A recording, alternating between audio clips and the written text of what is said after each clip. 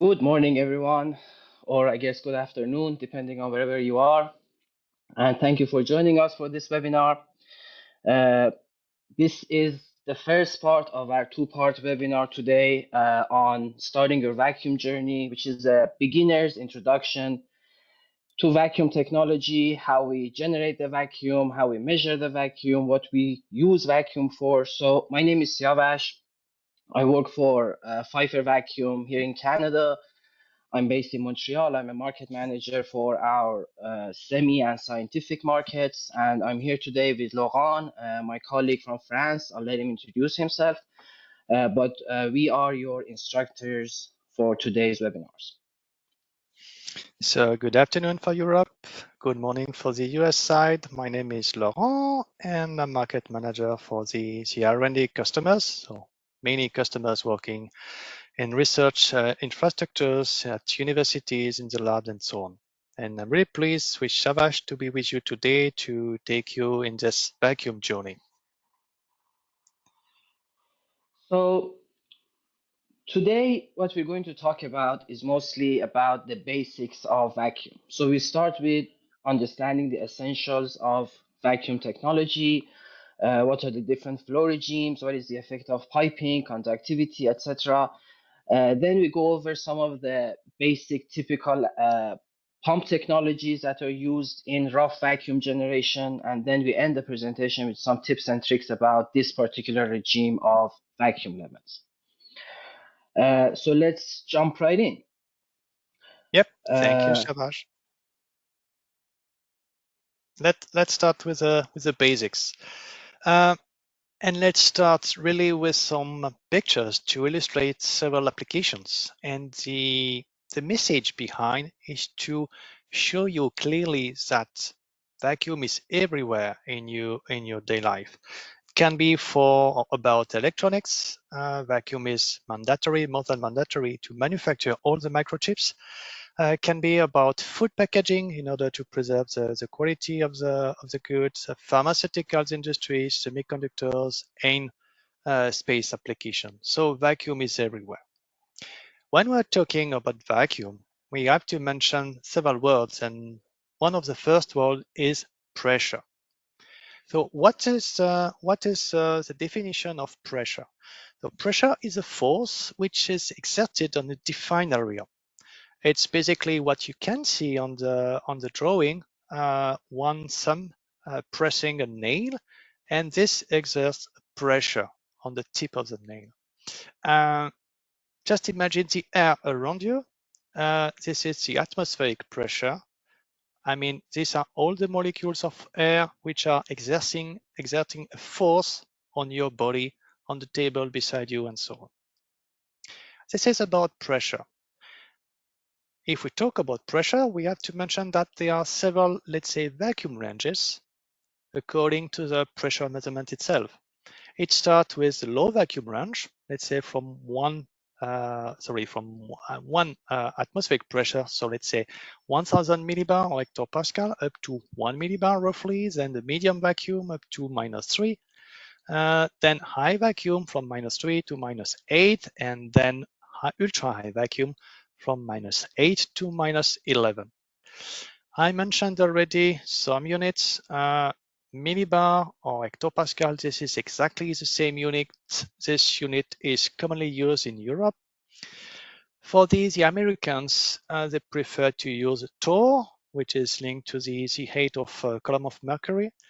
And the standard unit, and I will last by this one, is the Pascal PA. So this is a standard unit, and this unit is as well commonly used by the Japanese people. We would like to share two definitions of vacuum. The first one comes from an online encyclopedia, and the second one from a norm. So from the encyclopedia, a vacuum is a space devoid of matter. This is an approximation to such vacuum, or an approximation to such vacuum is a region with a gaseous pressure is much less than the atmospheric pressure. This is the first definition. The second one is the state of gas when the pressure of the gas and thus the particle number density particle number density is lower in a container than outside, or if the pressure of the gas is lower than 300 hectopascal. 300 hectopascal is the lowest atmospheric pressure on the Earth's surface. So these two definitions are existing, but in order to better understand what does it mean, we have to mention and to come back again to the particle density. On this drawing, we would like to illustrate the, let's say, the particle density difference between atmospheric pressure. If you have a look to the bottom left corner, so this is corresponding to the atmospheric pressure, we can see a lot of orange bubbles, which means that there's a lot of molecules, basically what is in the atmospheric pressure. And if you are going down in pressure to the rough vacuum, to the medium, to the high, and then to the ultra high vacuum, still bottom but right corner, you will see that there are less and less bubbles, less and less particles, less and less molecules. We are still in the same volume, but we can see that the particle density is reduced. And this is why if someone is telling you that in vacuum, or vacuum is a completely empty space with no air, no particle, this is not the truth. The reality is that vacuum is a space with a reduced pressure. And then the pressure density is reduced if you compare it to the atmospheric pressure. Talking about vacuum, talking about pressure, we have to mention now how to get a pressure measurement. For this, we have to introduce, let's say, two, concepts about pressure measurement. The first one is the gauge pressure. The second one is the absolute pressure. It's all about pressure measurement. The gauge pressure is a pressure measurement given by a gauge if you take as a reference the barometric pressure. So basically the atmospheric pressure. The absolute pressure takes as a reference zero pressure. So it's zero, would say in bracket. Talking about vacuum, it's all about getting mainly absolute pressure measurements. As a clear example from the, let's say, the real life, we're gonna take this picture. It's a lovely place in Annecy, and I live nearby, so I'm quite lucky, I must admit. But if you compare two different locations, first one is on the surface of the lake, more or less 450 meter high. The higher pressure you can get there is about 960 hectopascal or millibar. If you climb up to the top of this mountain, Mont Semnoz, and the altitude of this mountain is in the range of 700 meter high, then the pressure you will experience there is about 820 hectopascal.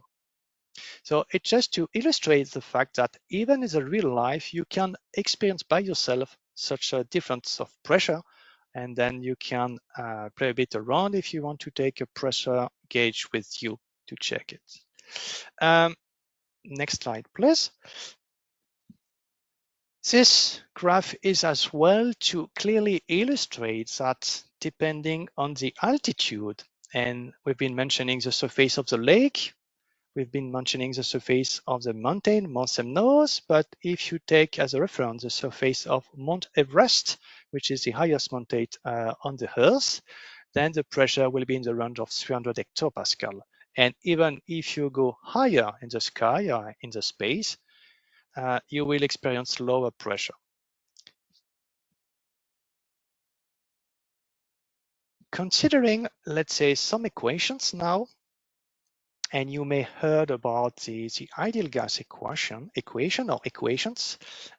We do have four equations we would like to share with you. The first one, it comes from the origin of the first experiment performed by Marriott. For this, we do consider that the pressure multiplied by the volume is a constant. Then we did, at that time, they did introduce a temperature. So this is equation number 2. And then if you introduce the temperature, then the pressure multiplied by the volume divided by the temperature is still a constant. And then we now introduce the time. This is equation number 3. So this is a nice transition to the flow. And if we go a bit faster, if we do consider this equation, but at several, let's say, point of a pumping system, several points of a pumping line, we do end to equation number 4. And then this is the comparison of 2 points in a vacuum system. And as a clear example, still from more or less vacuum life, you do see in this drawing a vacuum pump, which is connected to a vacuum chamber. So this is, let's say, area number 1. And the exhaust of the pump is basically through the line to number 2. This is only one line of pumping, so one simple pumping unit, one simple pump, vacuum pump, sorry, with one line, the inlet connected to the vacuum chamber number 1, and the exhaust connected to the tube number 2. And then if you compare in the vacuum chamber pressure multiplied by a volume divided by the temperature, you will get exactly the same result as if you're doing pressure at the point number 2, so at the exhaust of the pump, multiplied by the volume at the same place, divided by the temperature of the gas at the exhaust of the pump. So this is basically, let's say, the simple and very interesting formula we quite often use in the vacuum field. And I'll let now Siavash introduce several additional concepts. Okay, thank you, Laurent. So when we're talking about pumping a system, when we're talking about generating vacuum in any sort of vacuum vessel, we're basically extracting gas molecules. So we're basically generating a flow. So it's really important to know what types of flow we're dealing with. Uh, and really, the type of flow depends on the density of the particles. A really nice way of thinking about it is thinking of molecules or gas particles as individual people. So if the density is really high, as is the case of, for example, a busy intersection like the one you see at top left corner, there are lots of people. There's lots of collisions between individuals. So the motion is really chaotic. It's random. It's in every direction. And really, the dynamics of the flow is governed by the collisions between two different individuals and not by the collisions between an individual and its boundaries or its container walls. As we decrease the density of people in any given surface area, we slowly transition into a laminar flow in which we still have a lot of collisions between two individuals, but then the motion is really through these linear channels that is formed between two layers of individuals. So thus the term laminar. If we continue to decrease the pressure, decrease the density of people, we slowly get into a transition regime, sometimes called Knudsen regime. And this is kind of similar to a football field. You can see there's a mixture of these small particles of players in the center, and then there are these individuals scattered around. So in this case, usually the dynamics is governed by both the collisions between two players and also collisions between players and the boundary layer of the system. And then at very low pressure, very low density, we get into molecular regime. And in this case, the density of the people, of the individuals or of the players is so low, they have lots of space around them. So they don't collide with one another that often. And usually the dynamics is mostly governed by the collisions of the players, between the players and uh, the boundary, the walls of the container. So now if we translate these concepts into the vacuum system and into pressure terms, we can see that, next slide, please. We can see that at lower pressures, we're in molecular flow, and in this case, usually we only see collisions between molecules and the pipe walls or the vessel walls or the container walls. And as we increase the pressure, we get more and more frequent collisions between two different particles. And then at really high flows, at really high pressures, we get more of a laminar or turbulent flow. For this webinar, we're mostly concerned with the medium vacuum and rough vacuum. So we're usually talking about Knudsen flow and viscous flow. Uh, we have another webinar just after this one about high vacuum and ultra high vacuum applications. And in that webinar, we're mostly dealing with molecular flow. Another concept that might be interesting and relevant to this webinar is the concept of conductivity. So conductivity is really the it's you might have heard of it in the context of electricity, but here it's basically very similar context. It's the ability of a pipe or a wire or any sort of conducting medium to transfer particles through itself. So conductivity is affected by two different forces, just the two that we're talking about. It's either due to the collisions between two different molecules, or it's due to the collision between a molecule and its container walls. So we call them internal friction or external friction. And the sum of these two forces determines how easy it is for gas molecules to actually transfer through any given pipe. So it's basically conductance is the inverse of flow resistance. It's the exact same concept as the electrical resistance and electrical conductance. But in the context of vacuum applications, it's also the ratio between the flow, the volumetric flow rate through any given medium, and the pressure drop between the beginning of the pipe and the end of the pipe. So these are a few contexts, like some of the science behind pumping technologies and vacuum. So I'll let Laurent talk about some of the typical applications that we're going to deal with, and then we go from there. Yeah, thank you, Shamash. Typical applications. This is at least some applications for which vacuum is more than mandatory. Still in this rough to fine vacuum or medium to rough vacuum. Let's start maybe with something which is commonly used in the daily life, food packaging. In order to preserve the quality of the food, you can easily use, let's say, vacuum to preserve the food. And this is commonly used in many several, let's say, food applications. And this is today still the best way to keep the quality of the food. But as well, it could be something totally different. Let's go to the right, for instance, chemical and pharmaceutical industry. Just consider all the pharmaceuticals products you need to during the manufacturing stage, you need to remove humidity from these chemicals. And for this is the so-called freeze drying. For this, you need vacuum in order to remove easily and let's say in a controlled way, in a controlled process to remove the humidity. But could be as well the milking industry. You need vacuum to create a bit of a session to extract the milk from the cow directly. But you need as well vacuum in order to preserve the milk when the milk is in a bottle. Pick and place. Pick and place is you need to bring some components, some boxes, some place, whatever. But for this, you need vacuum in order to create a section, in order to get possible to move this part easily from point A to point B. And there's just vacuum which is needed for that. You don't need a very deep vacuum, of course, but still you need to create vacuum.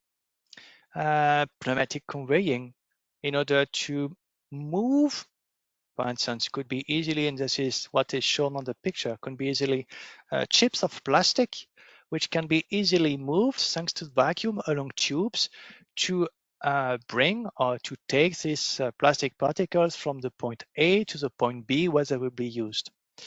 Wood industry as well, in order to machine the wood panel, in order to make some assemblies with the wood panel, you need to stuck, you need to keep the wood panel at the right place. And for this, there are some vacuum suction parts which are just below the wood panel in order to keep it at the right place.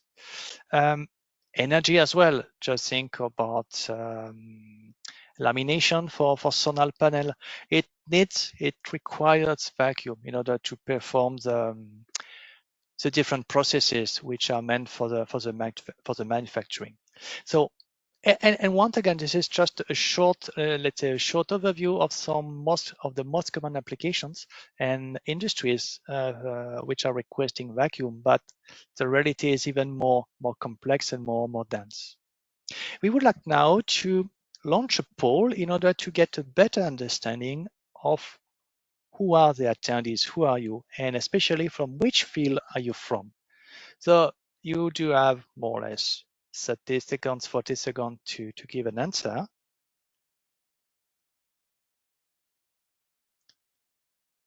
And we do see a kind of competition between chemical, pharmaceutical, and R&D field.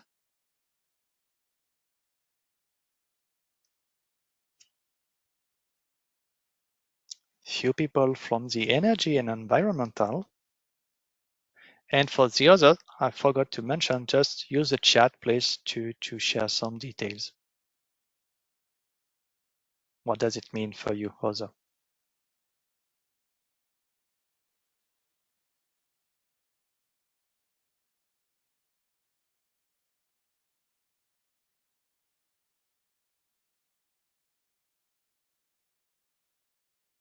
Okay, I think we're almost done. We can now close the poll.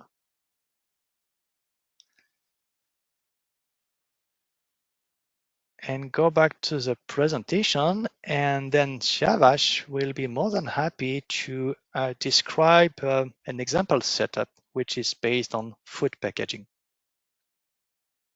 Thank you, Laurent. Yeah, so what you see here in this picture is a central vacuum system in a food packaging plant. So these are usually somewhere in the basement. That long pipe that you see at the top is connected to wherever the vacuum is needed. Uh, this particular system was taken from a plant in Belgium, generates 8,850 cubic meters per hour of volume flow to generate a pressure of around 300 millibar all the way down to around 8 millibar. This particular system has a cycle time of 9 times per minute, meaning it can generate vacuum and then vent 9 times per minute, which is basically the number of, let's say, packages that it can create. So if we take a look at individual parts of the system, at the bottom, you would see some rotary vane vacuum pumps. These are the backing pumps. We're going to talk about all of these different pump technologies very soon. So what you see at the bottom is the rotary vane vacuum pumps. These are the backing pumps. On top of them, we have some booster pumps, which basically improves the capacity of the rotary vane pumps. Uh, we have some measurement devices to measure the pressure in the line.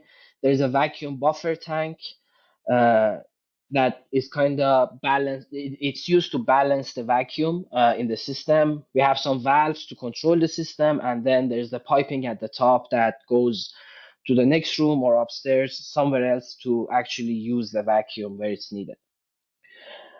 Um, One quick concept that we would like to introduce before moving on to different pump technologies is actually pumping speed. So when you look at different pumps online, when you want to buy something for your application, you will see these numbers, uh, pumping speed. It's usually expressed in the units of volume per unit time. So it can be cubic meters per hour for this range of vacuum, or liters per second for high vacuum, ultra high vacuum pumps. And it's usually just a number. It says 100 cubic meters per hour, for example. But usually that's just the theoretical pumping speed. In reality, what happens is that as you go down in pressure, the pumping speed goes down. And that's because uh, as the pressure on the inlet goes down, the pump would have a harder and harder time to find molecules to extract from the chamber, from the inlet, and uh, exhaust them on the outlet side. So that's why you have a decrease in pumping speed as the pressure goes down. At a certain pressure, we have zero pumping speed, and that's the pressure that the molecules are so scarce on the inlet side that we can't really extract them anymore. So that would be usually what we call your base pressure. That's the lowest pressure you can get in any pumping system.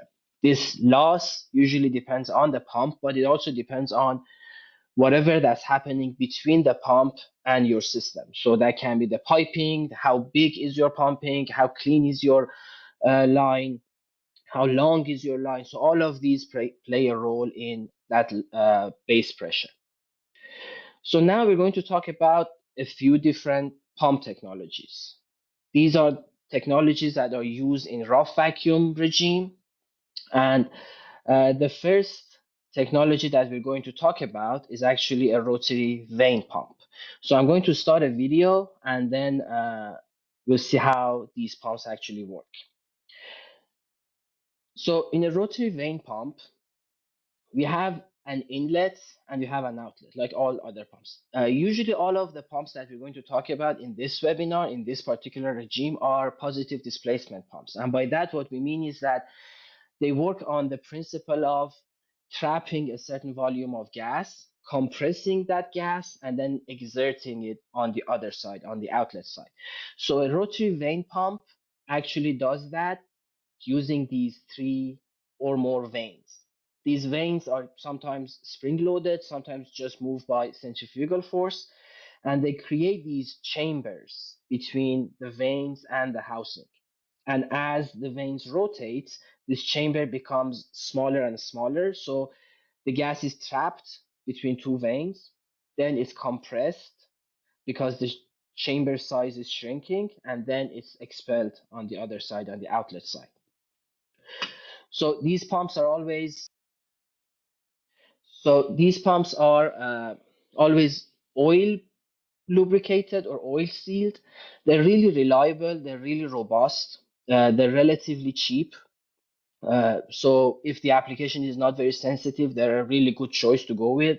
They have a very wide range of application, and the pressure range that they can generate is usually somewhere between zero point 0.1 to 300 millibar. But the biggest limitation associated with these rotary vane vacuum pumps is their oil. The oil creates sometimes some sort of contamination in the chamber. There's always a chance of oil leaks in the system. The oil is not always resistant to all chemicals, so you always have to think about what gases are being exposed to the pump and choose a compatible oil. And sometimes that compatible oil can be really expensive. And because of that oil, you need really frequent maintenance because you have to continuously change the oil because everything in the system ends up in the oil. So you always have to look at the oil, monitor the oil quality, and replace the oil when needed. So the second type that we're going to talk about is a claw pump. So again, these pumps work on the same principle. They trap the gas, compress the gas, and then expel it on the other side. They work with two claws. They rotate in opposite direction, and then as the gases are entering the system, they're trapped between the claws and the housing, and then they're compressed, and then they're expelled on the exhaust side.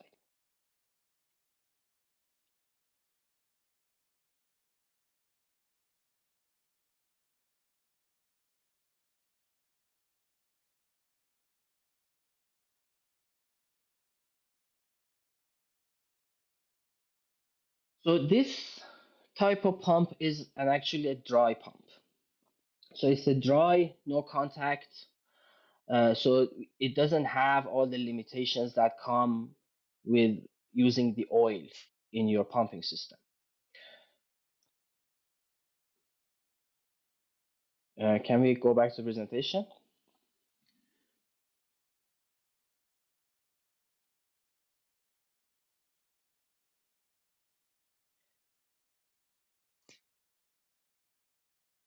Would you like stop sharing, Shavash?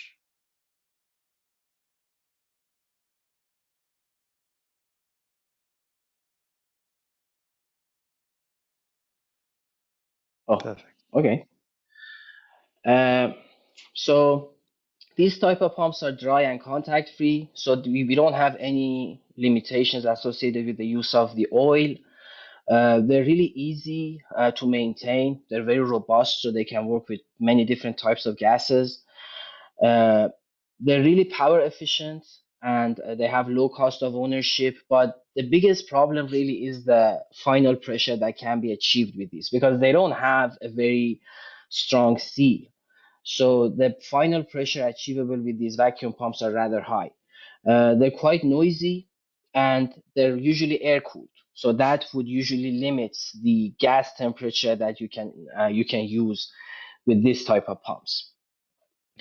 And then the next type of pump that I would like to discuss is the screw pump. So these are, again, you'll probably guess what I'm going to say.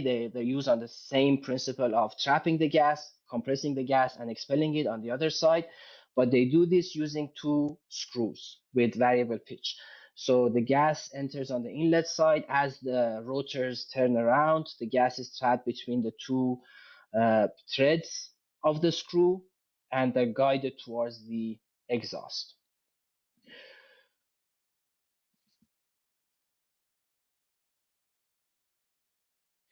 Uh, these pumps are usually, again, dry, contact free, but they are made to achieve a lower end pressure. They're really robust, so they're used in a lot of like semicon industry, a lot of corrosive and aggressive environments. They can be made to be explosion proof with high vapor tolerance or humidity tolerance. It's basically only a matter of coating the screws and housing with some sort of corrosion resistant coating. They have a decent base pressure, so they can go all the way down to 10 to the minus 2 millibar. So they're really common as a backing pump in high vacuum applications as well. But the biggest limitation really is that they don't scale. They scale really well, but you can make a small screw pump. So they start usually at around 70 cubic meters per hour, which is already too large for most R&D applications, most lab applications, and they're quite expensive. So they have quite high initial cost of investment. Laurent? Yes, thank you, Shavash. So we're still in the dry pump, let's say, family. We have seen the screw pump, and we would like now to talk about the scroll pump working principle. So let me show you the video. How does it work? Basically, two orbitals, one is moving, one is fixed. And there's a special tip seal. This is in the light brown or orange color. And the special tip seal makes sure that the space between the two scrolls, the moving one and the fixed one, is, let's say, hermetically sealed. The orbiting scroll moves, and then voids are created at the inlet of the vacuum pump. This void, they trap the pumped medium, so they trap the gas, move it inwards through the spaces between the two scrolls. And this is what you do see here on the video. I will be back from here and start again. Yep, sorry. Oh, doesn't matter. Perfect.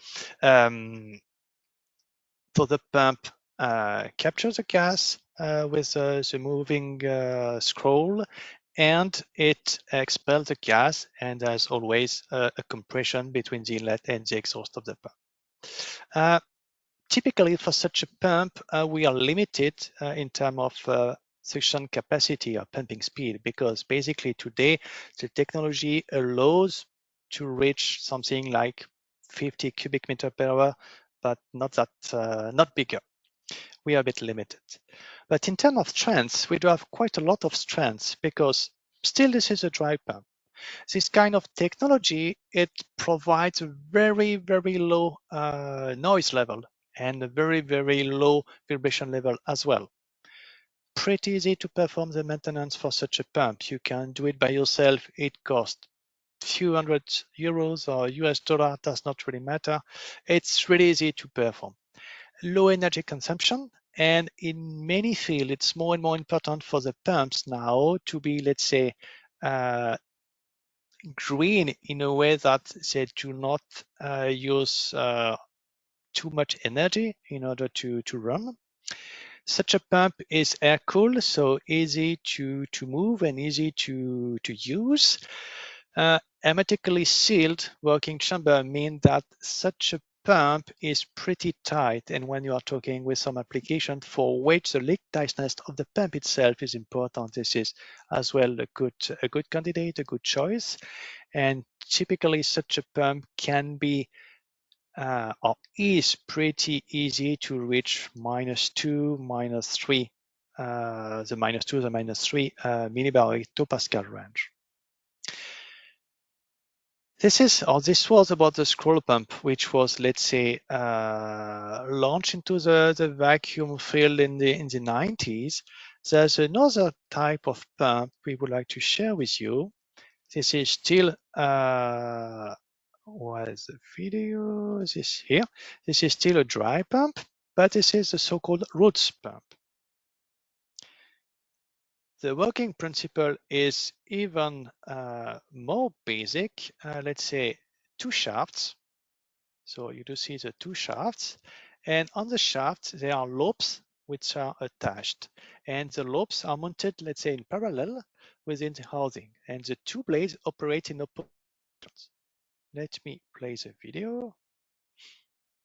So the inlet, of course, it is on the top of the pump, and the exhaust here is on the bottom. So the two shafts operate in opposite direction, and the rotation of the lobes trap the gas or the pumped medium. It depends, could be gas, could be the vapor, and transport it from the inlet to the outlet. And then there is as well an external silencer or a discharge silencer in order to reduce the noise emission. So this is a pretty simple working principle. I will move a bit forward with the video, which is still the same. And this is, let's say, a continuous movement. Considering the use of this pump, this is definitely and still a dry and contact-free pump. It provides a pretty good suction capacity, and especially compared to the pump I've shown before, compared to the scroll pumping technology. Lower energy consumption, small footprint, yes. If you compare it to the scroll pump, we are still using a pump which is pretty demanding, but let's see if we have a look, let's say, to the overall portfolio for the dry pump, the energy consumption is pretty limited. This pump can be easily or are most commonly air-cooled. Some are water-cooled, and especially when you need to handle huge gas flows, so huge quantity of gas which must be evacuated. Therefore, the pump heats up, and then the water-cooled version is, let's say, interesting. And such a pump is really good in the range below -10 hectopascal or millibar, up to -3, -2 millibar as well. It cannot run at a single pump. I mean, it needs to get a backing pump connected. Such technology is a bit limited in terms of pressure difference between the inlet and the exhaust of the pump. So there are some valves or bypass valve in order to cope with this, but this is one of the major limitations for such technology. The compression ratio is a bit limited. And if the pump compress too much, then the pump will heat up and will be in safety and default mode. And I mentioned already, air-cooled means that we are a bit limited in terms of gas temperature. There is now another type of pump, still a dry pump, but the concept is drastically different. Let me show you. This is a liquid ring pump technology. As an introduction, so such a pump works like this. So there is an impeller, actually, such kind of turbine we do see on the video. The video is not running yet. And this eccentrically mounted impeller rotates in such housing. And this housing is, let's say, partially filled with media or fluid, and usually we're using water, but could be something different. But let's go for the most, let's say, common applications in which we are using water. So the impeller blade tip into the fluid, and because of or thanks to the centrifugal force which is exerted by the rotation, it forms a so-called liquid ring within the housing. Let's run now the video to get a better understanding. So the impeller is now rotating. The gas is sucked from the inlet. This is inlet, okay. And the gas is transported in spaces between the blade and the liquid ring. This is what we do see now on the video. So the liquid ring, I mean the oil which is used, sorry, the water, which is used to create such a leaking ring is mandatory to let the pump performing well.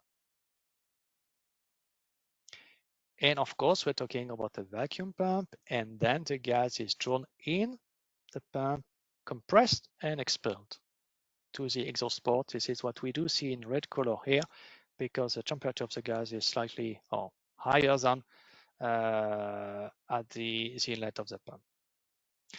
Such a pump using the oil, second time, the water as a liquid ring is really good in chemical resistance. And it's mainly as well because of this liquid ring. So thanks to the water which is used to let the working principle running, so it helps, let's say, to eliminate, to drag away all the chemicals.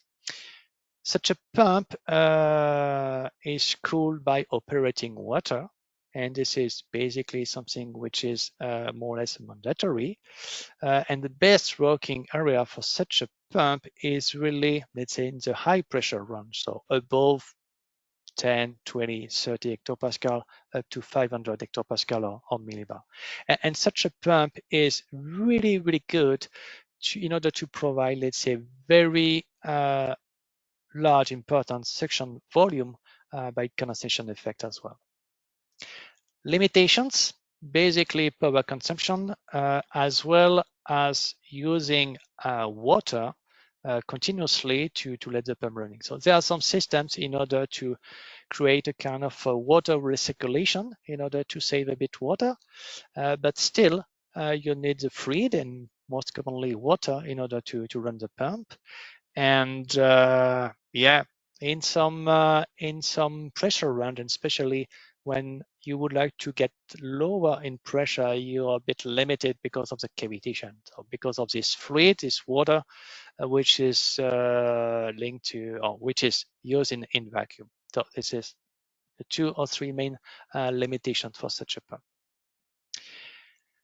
As a kind of a recap on what we have seen, Shavash, would you like to explain? You're on mute, Shavash. Or I can take over if you want.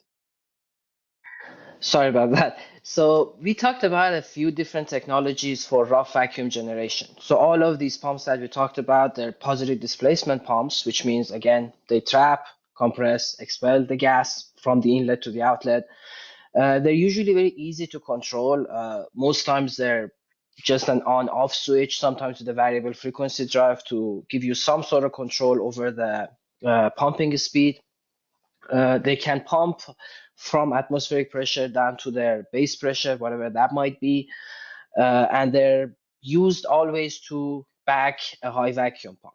So depending on what application we're looking at and what base pressure is required, what kind of tolerance there is for any sort of contamination, depending on all of these factors, you would choose the appropriate type of rough vacuum pump. So for example, in one particular application case would be in the milking industry. So claw pumps are very typically used in this type of application, exactly because of all these considerations that I just mentioned. So they can generate the pressure that is necessary, create the suction in a central vacuum in a milking plant. They're dry, which is usually very important in food applications because there's very low tolerance for contamination. So we don't want to involve any sort of oil, uh, at least inside the vacuum path. And dry pumps usually have no oil, so they're appropriate in that regard too. They're really energy efficient, so they're really uh, easy to work with. They're really cheap to operate and maintain over long periods of time, which is another requirement in this type of industry. So we would like to do another poll at this point because we talked about a couple of different pump technologies. So we would like to know if you have used any one of these pump types in your work, in your research, or in your day-to-day jobs. So again, we'll give you guys maybe 30 seconds, 45 seconds, and then we continue with the presentation. Yeah, so as you can see, rotary vane pumps are probably the most common pump technology because they're relatively cheap, they're easy to maintain, they've been around for quite a while. So yeah, they're very reliable.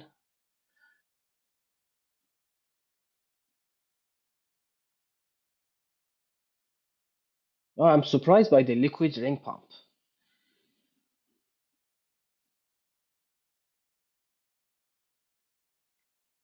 Fantastic. Yeah, so again, rotary vane pumps are probably the most common pump technology uh, for this range, mostly because of the price point and how easy they are to maintain and how cheap they are to own and operate.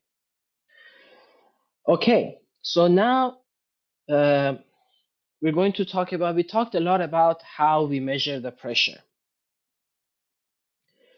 And we talked about how what pressure ranges we can get with different types of pumps. But now let's discuss how we actually measure the pressure. There are many different types of gauges for many different applications, pressure ranges, and specifics.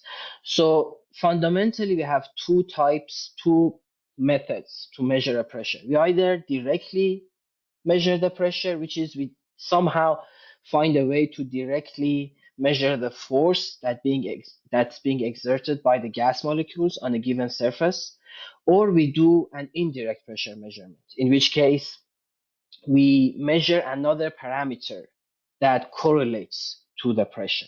So that can be current, that can be heat transfer, that can be a lot of different parameters. But in the range of pressures that we're talking about today, rough and fine vacuum, usually we go with direct pressure because the pressure is high enough, the force exerted is high enough that it can actually be directly measured.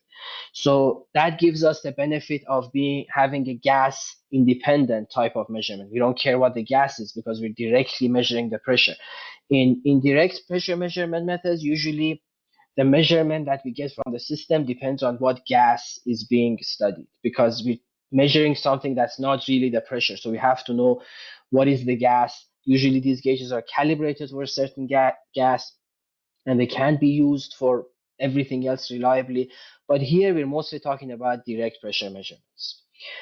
Uh, so the first technology that we're going to talk about is a capacitance gauge.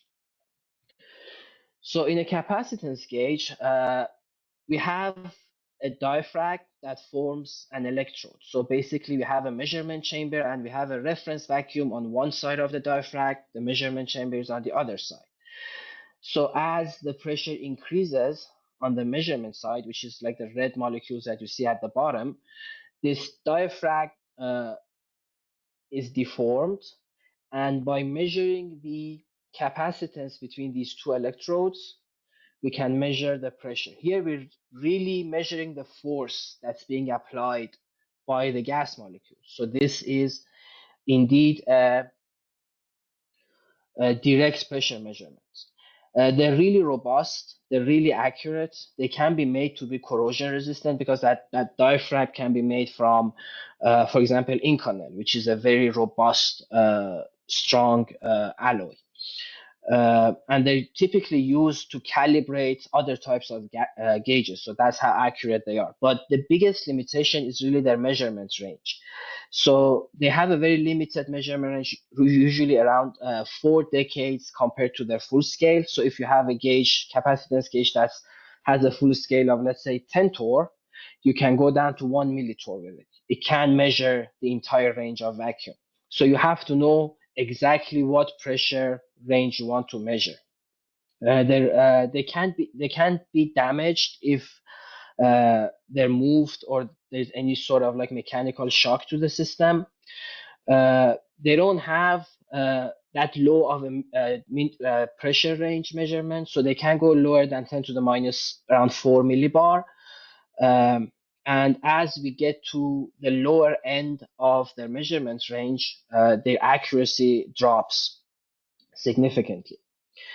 Another type of pressure gauge, again, this is another type of direct pressure measurement, is a piezo gauge. So this works really similar to a capacitance gauge. Again, there's a layer, there's a diaphragm that gets deformed. But in this case, instead of measuring the capacitance between the two electrodes, we're measuring the resistance on that piezo sensor. So basically, again, there's a reference vacuum on one side, there's the gas to be measured on the other side, and as the gas molecules deform that piezo sensor, the resistance on that material changes, and then we correlate that resistance to the pressure. Again, here we're directly measuring the force that's being applied to the gas, to the diaphragm. So this is another type of uh, direct pressure measurement. So there again, they're very robust. They have really high accuracy at pressures that are close to atmosphere. So they're really good at in applications where you're often close to atmospheric pressure, like a load lock chamber or high vacuum, or some sort of vacuum furnaces. They can be made corrosion resistant, and they're really common in industry. They're sort of an industry standard in these type of applications where you're mostly close to the atmospheric pressure. But again, their biggest limitation is their measurement range. They don't go really to low pressures. So the lowest pressure you can measure with a piezo gauge is usually around 1 millibar on a really good piezo gauge. And that's because at those pressures, the force is so small that the deformation in the diaphragm is rather hard to detect. So the next type of gauge is a Pirani gauge. So this is the only indirect measurement method that we're going to discuss today. Uh, Sometimes they call them convection enhanced gauges. So these gauges, they have a filament in them. The filament is heated up, and then depending on the pressure surrounding the filament, it has a certain heat loss rate. So basically, we're measuring that heat loss rate to deduce the pressure. Realistically, what happens behind the scenes is that the system is there's a controller in there that tries to maintain a certain um, current, maintain a certain resistance in that filament by adjusting the current. So as the heat loss increases, you have to increase the current, and as the heat loss decreases, you have to decrease the current. So we look at that current to deduce the pressure. These are also um, indirect pressure measurements. So this type of gauge depends on the gas type. They're usually calibrated for nitrogen or air. Uh, so if you try to measure, for example, argon with a gauge that is calibrated, with a Pirani gauge that is calibrated for nitrogen, you might read something like 8 torr at atmospheric pressure. They can be made to be corrosion resistant by changing the material of the filament, and a lot of the times they're used in a combination with a piezo gauge. But again, as the biggest limitation is that they're indirect measurements, so they're gas dependent.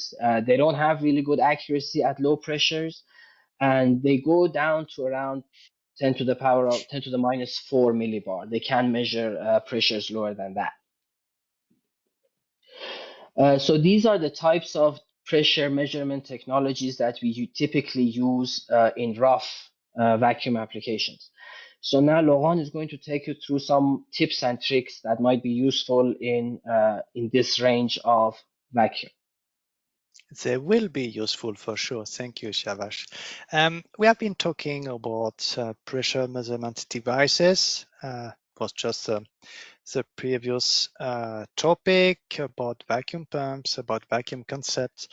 But let's say the real life is so that you need a bit of experience to handle such a vacuum field properly, or at least in a good way.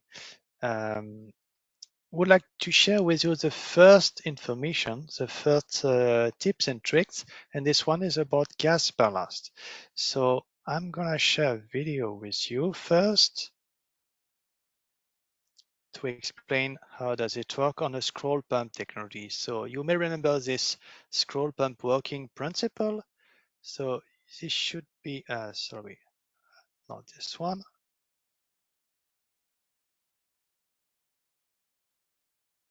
I'm really sorry, I need to select the right video. It was just added recently, so I'm not used to.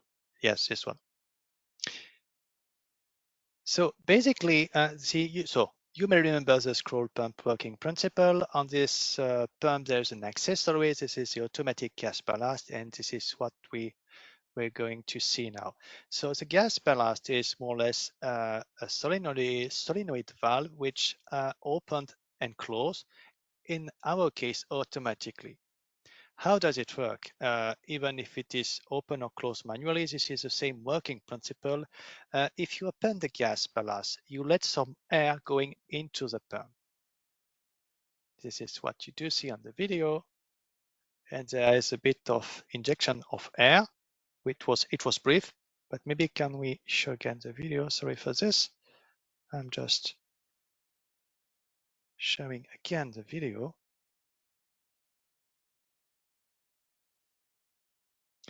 Okay, the gas ballast is open, and then some air is injected into the pump itself, and this is here. So we do guess where the gas is injected. So this is this blue, sorry, not the blue, the yellow bubbles, which show where the gas is injected. So we do inject some gas in the pump in order to perform the gas ballast. So a gas ballast, what does it mean actually, and what will happen if there is no gas ballast? Next slide, please. Um, without running the gas ballast, you will probably condense some vapors in the pump itself. It will lead to oil contamination if it is a rotary vane pump. It will lead to corrosion in many cases. It would be really bad for the pump. It can definitely destroy the pump after some time. And then you will probably not reach the ultimate pressure. So for these three reasons, the gas ballast is really something where you need to consider. You have seen how does it work? It's pretty easy. It's just basically an accessory which is connected to the pump. So this is an accessory. It is an accessory or one feature of the pump which is existing with a brand new vacuum pump. It's always good to activate or to open the gas ballast when you are pumping some vapors, basically solvent vapors, some humidity. And remember, you may think that the air you are pumping is perfectly dry, but the reality, once again, it's not the truth. There's always a bit of moisture in the air, and even the moisture quantity could be really, really important. So to activate the gas ballast when you are running with these gases, and if you need to reach low vacuum range, low vacuum level, then you can close the gas ballast for a certain time in order to reach the low vacuum range, run your process, perform your process, and then open again the gas ballast when it's possible. Another tips we would like to mention here is about leaks, because it's more or less similar to the gas ballast. Sooner or later, you will face this issue about the leaks. Why talking about the leaks? So basically, because your process, your experiment needs or requires vacuum, and a certain level of vacuum. And if you do not reach this certain level of vacuum, you will be either not able to run your process or your experiment, or you will be able to run it, but the quality of the process, for instance, will be not that good. And then for this, you should definitely avoid the leaks. Some pictures just to illustrate that a leak or leaks can come from, let's say, several causes behind. Could be something wrong, going wrong with the welding or the soldering processes. Could be basically an assembly error, so which is always possible, unfortunately. Could be as well some old defective seals which are used and which are creating or bringing some air into the system. So these are the root cause for the leaks. How to find the leaks? Oh, it could be, honestly speaking, it could be a whole webinar and even several webinars talking about this. We do have already some webinars which are recorded and available online, but what I want to share here is that there are two basic things to think and to mention when you would like to detect some leaks. The first one is to check the pressure level in your system and compare it to what you do reach as usual. For instance, if you're usually getting in the 1 millibar range, and if you are now just stuck in the 8 millibar range, they are probably something, there's probably something going wrong, and there are probably some leaks. So check on the pressure and compare it to the usual value. You can as well pump down your vacuum chamber or your vacuum setup, isolate it, and check how fast rise the pressure. And then with a simple formula, you can guess what could be the leak rate of your system. These are two basic things. You just need one or two gauges for that. Another thing to deal with the leaks and to fix this issue is to use an helium leak tester or an helium leak test or leak detector, whatever you want to call it. It's let's say a mass spectrometry based vacuum device, which basically helps you in order to localize the leak or the leaks. So then you would be able to repair, to fix the issue, and then it gives you a quantitative measurement. So it allows you to know if the leak is big, very big, small, very small, etc., etc. I don't want to go deeper here. Once again, there are already some webinars available on the web for this, and check out these webinars if you want to get more information, or you can always reach out to us after this session or during the Q&A session as well. As a summary now, because we are coming more or less to the end of this vacuum journey, Shavash would like to come back again to this kind of typical setup. Thank you, Laurent. So, we thought the best way to summarize this webinar is to go back to the picture that we started this with. So, we showed you this vacuum system for food packaging application. So now hopefully you have a better understanding of some of these components that you see here. We have the rotary vane pumps at the bottom. These were the oil sealed pumps that we talked about. Right on top of them, we have the booster pumps. These are roots pumps that we mentioned. We usually need a backing pump for them, and they're only there to improve the efficiency and the performance of the rotary vane pumps. We have some measurement devices, some gauges. These can be a piezo gauge or a piezo Pirani gauge for process monitoring and to make sure that we have a good quality of vacuum in our system. There's some valves to control the process, and we have some piping that is connected to the actual application that we're using the vacuum for. This was our first part of a two-part webinar today about rough and fine vacuum applications. We're mostly talking about around 8 millibar all the way to atmospheric pressure. So if you're sticking around, we'll have another one right after this one about high vacuum and ultra high vacuum levels. But now it's time for some questions. Before that, if you want to receive this presentation, there will be a survey right after this. So if you go to that survey, you can indicate that you would like to receive the presentation, and we'll send that to you.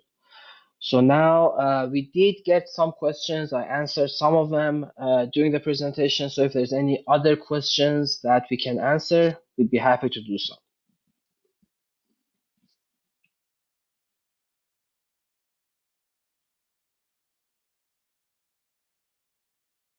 So I guess I I try, answered a lot of questions. yeah, already actually in the Q&A part. I do have a question, Shavash, at least. It's about gauges and Mhm. capacitance gauges. How to select, let's say, the full scale for the gauges? How does it work? Because So they are limited in terms of range. that's a really good question. So usually you go to a capacitance gauge when uh, you want to measure the pressure of a process. So around where you do the actual process. So let's say we're doing a evaporation thin film deposition system, and we're usually going at around 50 millibar. So that's the pressure that we want to run our process at.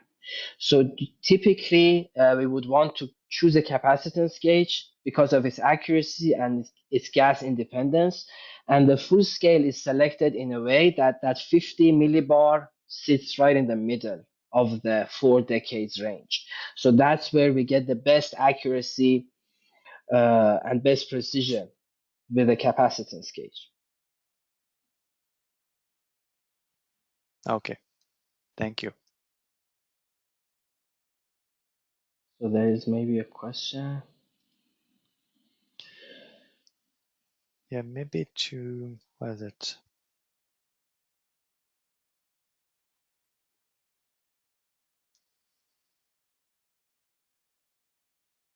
Yeah, there was a question about, but you did answer already in the chat, but this is an interesting one. What do you typically back a Rhodes pump with?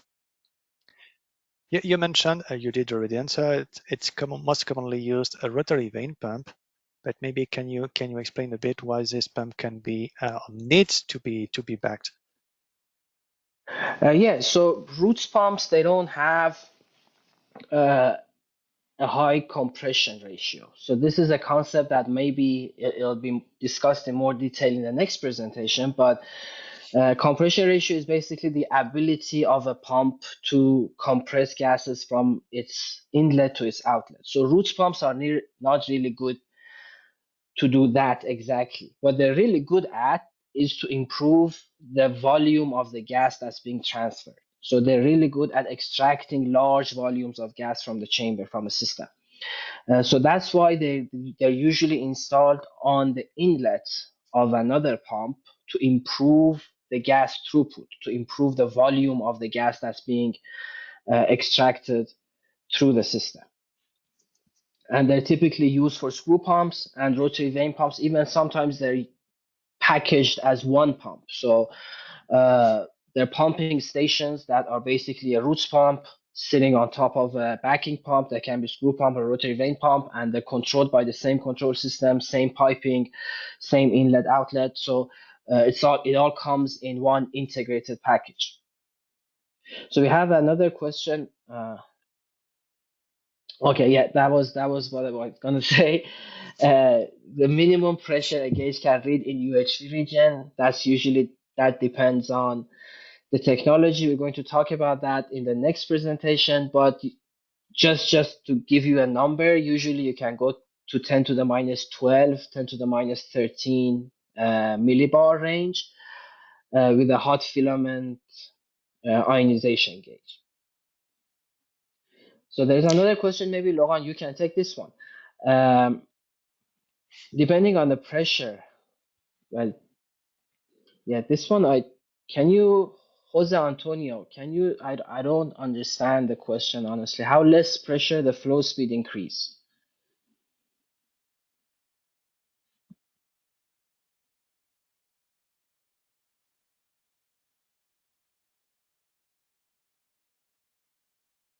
Yeah, I'm not too sure to understand as well.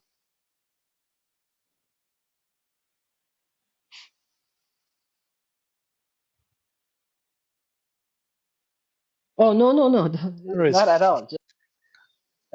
English is not the first language of any one of us here. So, but just if you can expand on exactly what you mean, I'd be more than happy to help you. If not, you always have our contact information in the presentation that you receive. I'd be happy if you can send me an email. I'd be happy to answer. Because you mentioned in your question, you mentioned about the pressure, you mentioned about the flow, you mentioned about the speed, sorry. So there's one magic formula. It may answer your question or not, but at least I can give it a try. The flow is equal to the pressure multiplied by the pumping speed. And then we are talking about, for instance, flow at the point number one is equal to the pressure at this point number one multiplied by the pumping speed at this point number one as well. And this is more or less a magic formula which linked the three, let's say, constant, or not constant, but the three different values. So the flow, the pressure, and the pumping speed.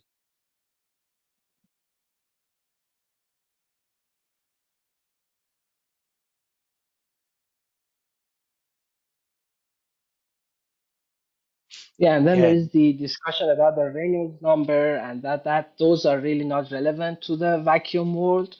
They're more relevant to fluid dynamics. But it's really a combination of several factors that determines what flow regime we're working at. In the context of vacuum, we're mostly dealing with pressure, so that's why we're mostly focusing on that one particular aspect of it. But I think what you're saying is that like the speed also can affect what kind of flow regime we're at.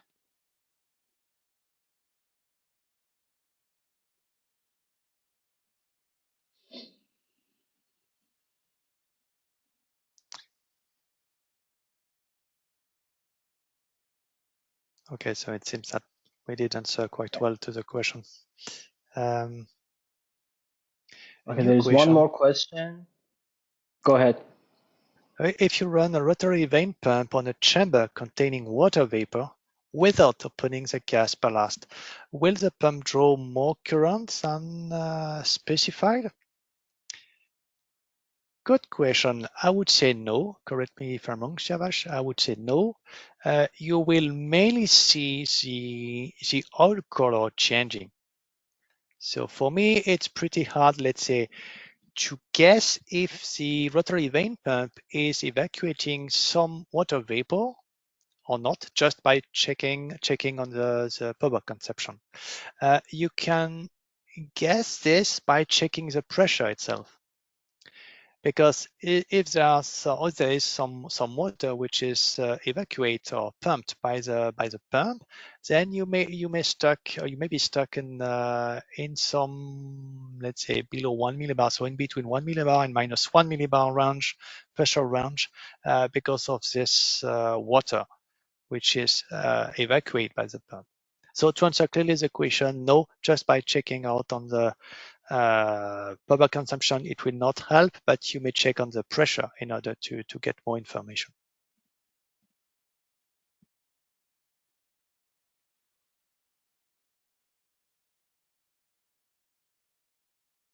I do have another question, Shiavash. It's about, yeah, I'm coming back to this, maybe sorry for that, but to the different flow regimes.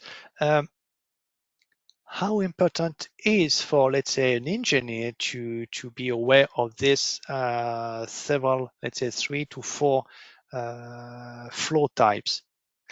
I mean, we spoke about the flow types, but what is Mhm. the impact on the daily life for the people? Uh, so yeah, so it's depends, really depends on the application. So one the biggest significance, at least in the vacuum world, is really uh, the effect of conductance and how you connect your pump to the system. So the conductance becomes really important in the molecular flow regime. Uh, so it's really important to know that as you go down in pressure, the conductance becomes more and more critical. So then you have to always be more mindful of what's happening between the pump and the system. Is it too long? Is it too short? Is it too small? Is it too narrow? So that becomes really important at lower pressures. We have one more question, but we just ran out of time. So Julio, we're going to. I'm sure we can. I have your email, and I will write take a Yeah, note, and we we will will get your send you email an and we will answer. back to you. Send you an answer right away. Okay, thank you very much, everyone, for joining us today. If uh, you're also registered for the next webinar, we'll see you soon. If not, thank you very much for joining us today, and good luck to all of you on your vacuum journey. Thank you.